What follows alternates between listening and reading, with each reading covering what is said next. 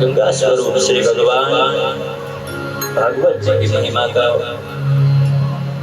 वर्णन करने से पहले आइए भगवान पर ब्रह्म परमात्मा श्री द्वारिकाधीश जी का कीर्तन करिए। हरे कृष्णा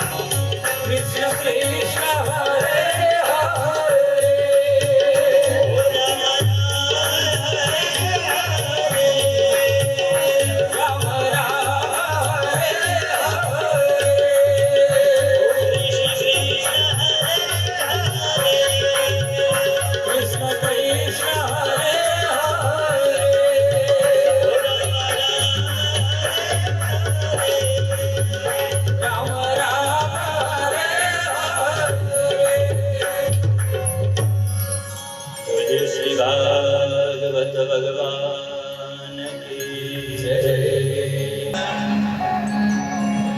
वस्तु હોય એમને આપણે જાણ્યા વગર ક્યારેય પણ બોલાવતા નથી। કોઈ પણ ચીજ હોય તો એમને ઓળખ્યા વગર ક્યારેય બોલાવતા નથી। અને એ પછી ક્યારે એનું મહત્વ ક્યારે સમજાય તો કે આપણે એમને જાણ્યું હોય સૌથી પહેલા આપણે જે ભાગવતજી છે એમને જાણવું પડે. તો કે શું? તો કે એમનું મહાત્મ્ય. ભાગવતજીની અંદર આમ તો ભાગવતજીનું જે મહાત્મ્ય છે એ ઘણા બધા પુરાણોએ ગાયેલા છે. સ્કંદ પુરાણ, મત્સ્ય પુરાણ, પણ આની અંદર જે 6 અધ્યાયની અંદર કથા બતાવવામાં આવી છે જે મહાત્મ્ય એટલે સૌથી પહેલે તમે એનું મહત્વ જાણો. આપણે કોઈ પણ હીરો લેવો હોય તો હીરો સોનીને આપીએ કોઈ તો એમને પાર કરે, પછી એનું આગળ રિસર્ચ કરે. તો અહીંયા આપણે તો ભગવાન દ્વારકા વાળાને આપણે ગાવો છે, 7 દિવસ એની અંદર ઉતારવો છે. તો આપણે એનું મહત્વ એટલે એનું મહાત્મ્ય જાણીએ કે અહીંયા પદ્મ પુરાણ અંતર્ગત ઉત્તરખંડની અંદર 6 અધ્યાયની અંદર મહાત્મ્ય ગાયેલું છે. સૌથી પહેલા અહીંયા ઠાકોરજીને નમસ્કાર કરાવ્યા છે. સચ્ચિદાનંદ રૂપાય વિશ્વોત્પત્યાદિ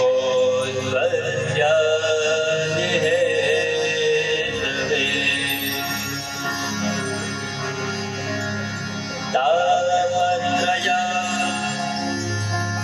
વિનાશાય શ્રી કૃષ્ણાય વયમ નુમઃ. શ્રી કૃષ્ણાય વયમ નુમઃ.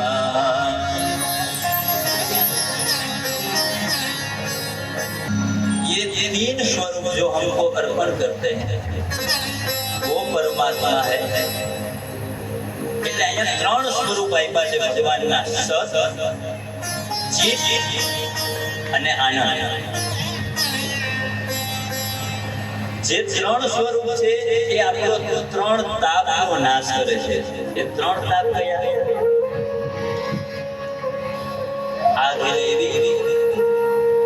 આદિ ભૌતિક અને આધ્યાત્મિક.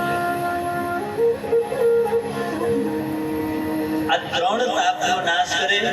સચ્ચિદાનંદ રૂપાય, જેનું સ્વરૂપ આપણે જોઈએ અને આપણે આનંદ આવે એવા ઠાકોર. વિશ્વની જે ઉત્પત્તિ કરે છે, જે સ્થિતિ કરે છે અને જેમને લય કરે છે એવા ઠાકોરજી. એટલે એવા કે જે આનંદ સ્વરૂપ છે. જો તમે નાના બાલકૃષ્ણ ભગવાનનું સ્વરૂપ છે, આપણે જે ઘરે સેવતા હોય ઠાકોરજી, हम घर पे जो ठाकुर जी की सेवा करते हैं, वहां पर जब हम भगवान का प्रेम से भाव से भगवान को पूजा कराते हैं, जब भगवान की सेवा करते हैं, તો આપણે એની અંદર જ્યારે જોઈને ત્યારે આપણું અંદરથી આત્મા આપણે જ્યારે આનંદ આવે એને કહેવાય આનંદ સ્વરૂપ. કોઈ નાનકડું બાળક હોય અને એમના માતા પિતા જોડે જ્યારે રમતું હોય અને એ જ નાનકડું બાળક કોઈ વડીલ આવ્યા હોય, એના આવવાથી ખાલી એ બાળક એને આમ કરી અને પ્રણામ કરે ને વડીલને, અથવા તો પગે લાગે ને, એમના માતા પિતાને કેવડું આનંદ આવે. અને એ જે આનંદ આવે ને એ પરમાત્માની કૃપા. અને જ્યારે આ ઠાકોરજીને આપણે કથા સાંભળી, જ્યારે એનું મનન કરીએ અને એ જે કૃપા થાય એ જ આનંદ. અને એવો જ આનંદ આપણે અહીંયા 7 દિવસ કરવાનો છે, એકદમ પ્રફુલ્લિત મનથી. ભગવાનના ગુણગાન ગાવાના છે. આ ભગવાને આપણે અવસર આપ્યો છે. 7 દિવસ પરીક્ષિત પાસે 7 દિવસ હતા અને આપણી પાસે 7 દિવસ છે. પણ પરીક્ષિતને ખબર હતી કે 7 દિવસમાં મારું મૃત્યુ થઈ જશે અને આ યુગની અંદર કોઈને ખબર નથી ક્યારે કોનો ફટાકીઓ થઈ જાય. એટલા માટે હૃદયમાં રામને વસાવી અને એકદમ આનંદથી ભગવાનના ગુણગાન આપણે ગાવાના છે. તો સૌથી પહેલા અહીંયા ભગવાનને ત્યાં નમસ્કાર કર્યા કે શ્રી કૃષ્ણાય વયમ યુમાહ. અહીંયા પરમાત્માને વયમ એટલે અમે બધાય. અહીંયા ભાગવતજી એમ નથી કહેતા કે હું એકલો વંદન કરું છું કે શ્રોતા તમને વંદન કરે છે કે વક્તા તમને વંદન કરે છે, એમ નહીં.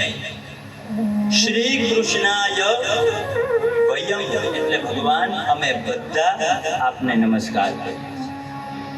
શ્રી કૃષ્ણાય વયમ નમઃ.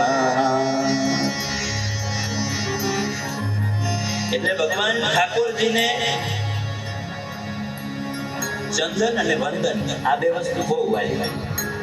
જ્યારે ઠાકોરજીને આપણે પૂજા અર્પણ કરતા હોય એટલે ચંદન લગાડો. એટલે અત્યારે આપણે દ્વારકાધીશજીના દર્શન કરી તમે બધાએ જોયું હોય તો ઠાકોરજીને અત્યારે કેવલ ને કેવલ પુષ્પ અને ચંદનના જ શૃંગાર થાય છે. શું કામ? તો કે અત્યારે ગરમીની જે સિઝન આવે છે એટલા માટે ઠાકોરજીને કેવલ ને કેવલ વસ્ત્ર, ચંદન અને પુષ્પ એના વાઘા બનાવાય છે. અને એ જ ચંદન ભગવાનને આ જ્યારે એક અમારા જીવનની એક સત્ય વાત કહું કે જ્યારે આ ગરમીનો માહોલ હોય ત્યારે અમે દ્વારકામાં જ્યારે મંદિરમાં જતા એટલે ઠાકોરજીનું ચંદન ઘસાતું હોય તો અમે પણ ત્યાં બધા સેવા કરતા હોય. ત્યાંના પૂજારી લોકો ઘણી વાર એમ કહે કે ઠાકોરજીનું ચંદન જ્યારે સવારે ભગવાનના હૃદય ઉપર લગાડીએ,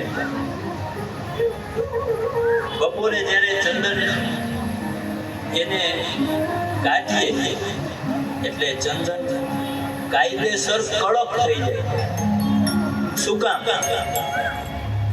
તો કે ભગવાનને ગરમી થાય છે. આ તો આપણામાં ભાવ નથી કે આ મૂર્તિ છે કે ભગવાન છે. બાકી જો આપણા જીવનમાં એ ભાવ આવી જાય ને કે આ મૂર્તિ નથી, આ સાક્ષાત પરમાત્મા છે, તો આપણો ઉદ્ધાર થઈ જાય. અને એ જ આધારથી આ 7 દિવસ જેના આધારે આપણે બેઠા છીએ એવા ઠાકોરજી, આજના આધારે જ આપણે 7 દિવસ એના ગુણગાન ગાવાના છે અને ભગવાનની સેવા કરવાની છે. એટલે ભગવાનને પુષ્પ અર્પણ કરીએ છીએ કે તારો આધાર, અરે મેરો તો આધાર રામ કે ચરણાર બિન મેરો તો આધાર. राम के चरणार मेरो तो आधार, मेरे राम के चरणार बिन, राम के चरणार बिन सीताराम के चरणार बिन, राम के चरणार बिन, सीताराम के चरणार बिन. एक वस्तु तुम तने यहाँ पर जो आप विराजमान सब भाविक भक्त हैं, हम ठाकुर जी को जो पुष्प अर्पण करते हैं वो निर्माल्य अर्पण करते हैं या खिला हुआ अर्पण करते हैं? खिला हुआ. यहाँ ठाकुर जी को जो पुष्प लगाया है वो खिला हुआ पुष्प है. तो आप सब भगवान के सानिध्य में बैठे हो, प्रफुल्लित मन से हे मेरो तो आधार, आपके चरणार बिन સીતારામ કે ચરણારવિંદ. કોઈને કઈ ખબર નથી કે આપણે ક્યારે શું થવાનું છે.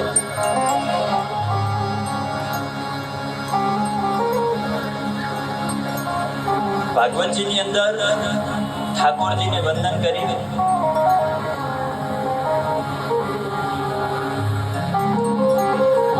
અહીંયા ભક્તિ જ્ઞાન અને વૈરાગ્યનું જે વર્ણન છે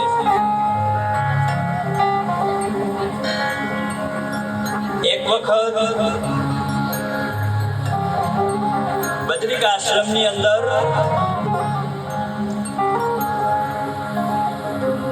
શનકાદિક મુનિઓ ત્યાં આવે છે. ત્યાં આવી અને નારદ મુનિને ત્યાં ઉદાસ જોવે છે.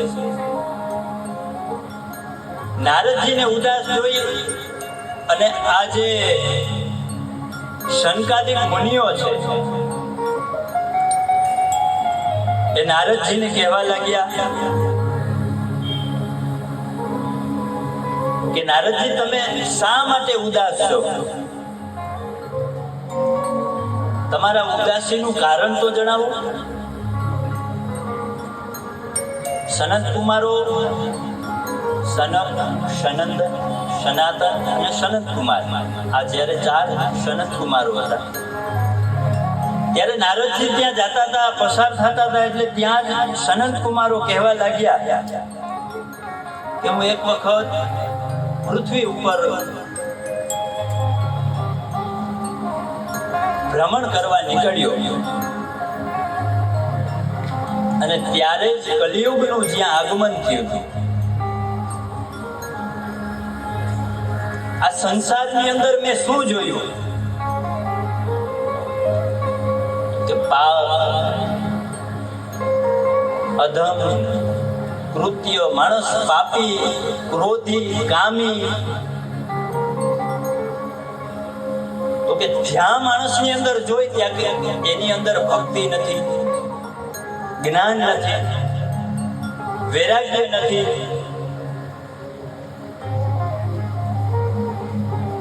એટલે નારદજી કહેવા લાગ્યા કે જ્યારે હું બદ્રિકા આશ્રમની અંદર જતો હતો ત્યાં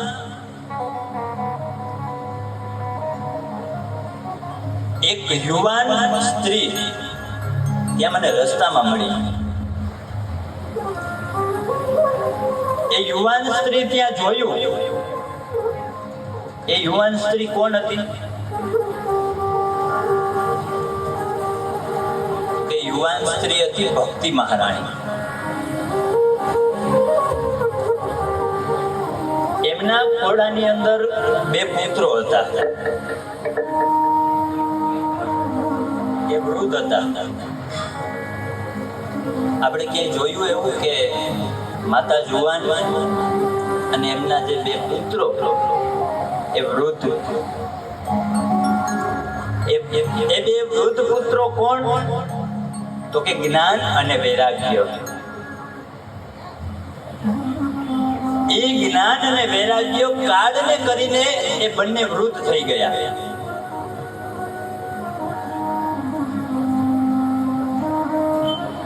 શું કામ?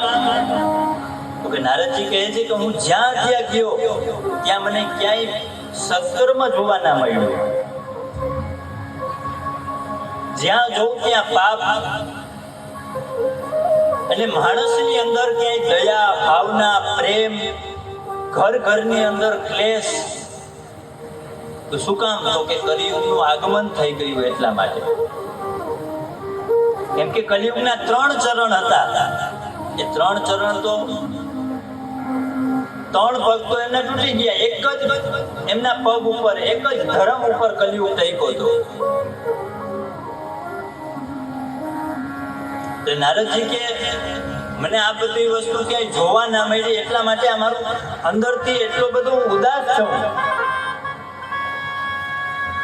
ત્યારે ભક્તિજી જ્યાં ભક્તિ મહારાણી જોવે છે એટલે તરત જ ત્યાં કહેવા લાગ્યા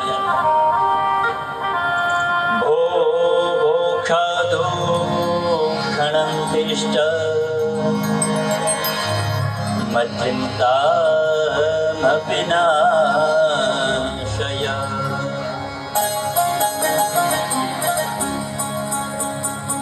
હે સાધુ, 2 મિનિટ અહીંયા ઉભા રહો અને મારું જે દુઃખનું કારણ છે એ તમે સાંભળો. ત્યારે નારદજી કહેવા લાગ્યા, આપ કોણ છો?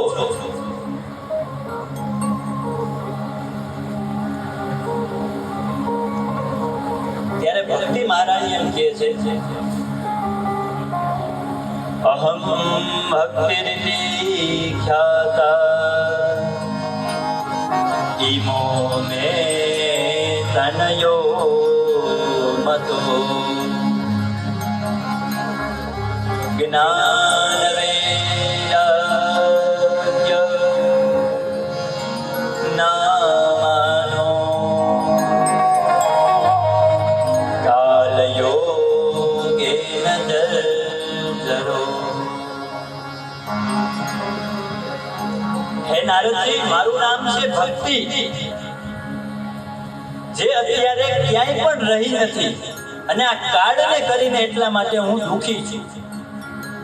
અને આમાં 2 મારા પુત્રો છે, જ્ઞાન અને વૈરાગ્ય. મારી એટલી વિનંતી છે કે કૃપા કરી અને આ દુઃખનું કંઈક નિવારણ આપો કે મારા 2 પુત્રોને તમે યુવાન કરો. એટલે નારદજીએ કહ્યું કે હે મહારાણી, ચિંતા ના કરો. ભગવાનની એટલી બધી કૃપા છે મારા ઉપર કે હું આ જે તમારું દુઃખનું કારણ છે અવશ્ય હું શોધી લાવીશ. ત્યારે ભક્તિ નારદજી પૂછે છે કે ભક્તિ મહારાણી, તમે ઉત્પન્ન ક્યાં થયા? ભક્તિ મહારાણી કહે છે, ઉત્પન્ન દ્રવિણેશાહમ મૃત્યુમ કર્ણાટકે ગતા ક્વચિત ક્વચિત મહારાષ્ટ્રે ગુર્જરે જીર્ણતાં ગતા ગુર્જરે જીર્ણતાં ગતા. ભક્તિ કહે છે કે મારો જન્મ દ્રવિડ દેશની અંદર થયો છે. એટલે દ્રવિડ દેશ એટલે કર્ણાટકની અંદર મારો જન્મ થયો. ત્યાં હું મોટી થઈ અને મહારાષ્ટ્રની અંદર મને ક્યાંક ક્યાંક સન્માન મળ્યું. પરંતુ હજી હાલની અંદર જો મહારાષ્ટ્રની અંદર ભક્તિ છે, સાઉથની અંદર ભક્તિ છે. શું કામ? તો કે ત્યાં આજે સ્થાપિત છે ઉત્પન્ને દ્રવિડેશાહમ.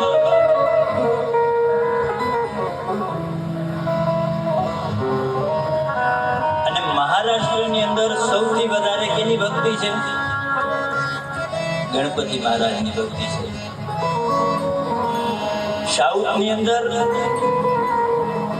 તો કે નારાયણ સ્વરૂપ પણ ત્યાં લક્ષ્મી અને નરસિંહનું જ્યાં વધારે માન છે.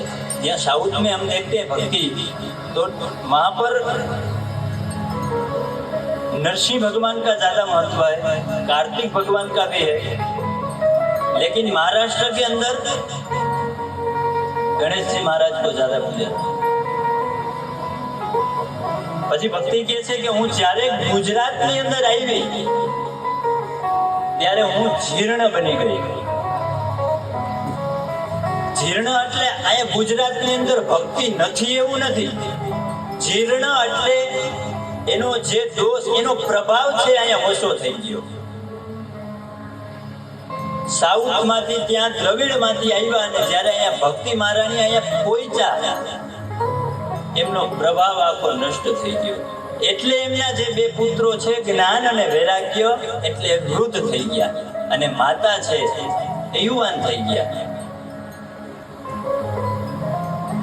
એટલે નારદજી કહેવા લાગ્યા કે અવશ્ય હું આપનું જે દુઃખનું કારણ છે કે હું અવશ્ય આપનું દુઃખ દૂર કરીશ. ત્યારે નારદજી ખૂબ ભગવાનની ભક્તિ કરે. સાધુ સંતો જે કોઈ મળે એ બધાને પૂછે કે આ ભક્તિ, જ્ઞાન અને વૈરાગ્યને કેવી રીતે દુઃખ દૂર કરવું. તો કોઈ એમ કહે છે કે વેદનું પારાયણ કરો, ગીતાજી સંભળાવો. તો નારદજી એ પણ પ્રયત્નો કર્યા. 4 વેદ છે, 4 વેદ છે. એક ત્યાં ભક્તિ, જ્ઞાન અને વૈરાગ્ય જ્યાં સૂતા હતા એમને ત્યાં સંભળાવે. એટલે જ્યારે જ્ઞાન અને વૈરાગ્ય થોડીક વાર થાય એટલે ઊભા થાય, આળસ મળી અને પાછા સૂઈ જાય. આપણી અંદર અત્યારે આવું જ છે. શું કામ?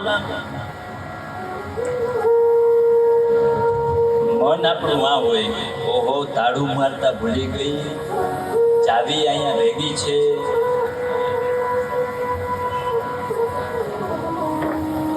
વહુના હાથમાં ચાવી આવી જશે તો. એટલા માટે અહીંયા વૃદ્ધ થઈ ગયા કે જે જ્ઞાન અને વૈરાગ્ય એટલે વૃદ્ધ થઈ ગયા છે કે આપણી ભક્તિ એટલે ઓછી થઈ ગઈ. એટલે મેં પહેલે કીધું કે આપણે 7 દિવસ બધું મૂકી અને ખાલી ઠાકોરજીને જ સેવવાના છે. એટલે નારદજીએ બહુ પ્રયત્ન કર્યા. ત્યારે નારદજીને આકાશવાણી થઈ,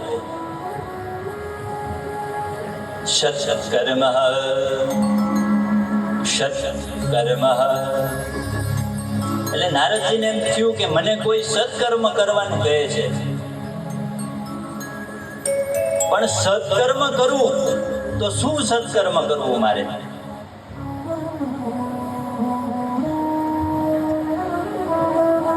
એટલે ત્યાંથી નારદજી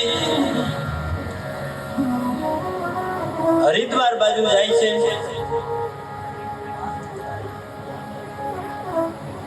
સત્કર્મ આવું વિચાર થાય એટલે જ્યાં ઋષિ મુનિઓ આવે એટલે ત્યાં એમને વિચાર આવે. ફરીથી પ્રશ્ન કરે તો કોઈ એમ કે ઉપનિષદ કરો, કોઈ એમ કે વેદ કરો, કોઈ એમ કે જપ કરો.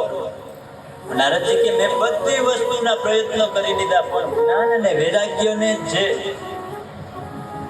ઉત્પન્ન કરવા માટે એનું જે જીર્ણ શરીર છે એને ફરીથી યુવાન કરવા માટેના કોઈ મને પ્રયત્ન જણાવો.